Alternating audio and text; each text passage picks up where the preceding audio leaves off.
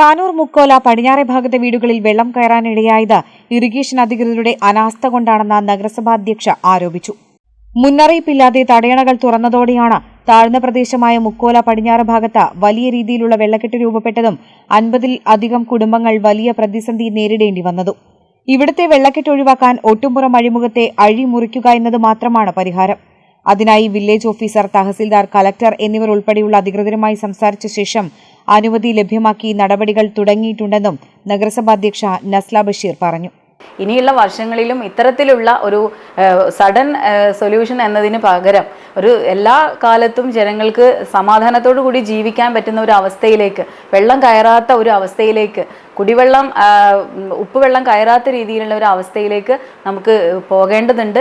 അതിന് എല്ലാവിധ സപ്പോർട്ടും ഗവൺമെൻറ് തലത്തിലേക്ക് ഞങ്ങൾ ഇന്നലെ തന്നെ റിക്വസ്റ്റ് അയച്ചു കഴിഞ്ഞു. അവരുടെ ഭാഗത്തു നിന്നുകൂടി നമുക്ക് ഈ ഒരു കനോലി കനാലിനെയും തോടുകളെയും സംരക്ഷിക്കുന്ന തരത്തിലേക്കുള്ള ഒരു മാർഗം നമുക്ക് തരണം എന്നുള്ളത് തന്നെയാണ് ഞങ്ങൾക്ക് പറയാനുള്ളത്. മഴ ശക്തമാകാനിരിക്കെ ജനങ്ങളെ ദുരിതത്തിലാക്കുന്ന തരത്തിൽ മുന്നറിയിപ്പുകളില്ലാതെ ഉദ്യോഗസ്ഥർ ഇത്തരത്തിൽ പെരുമാറരുത്.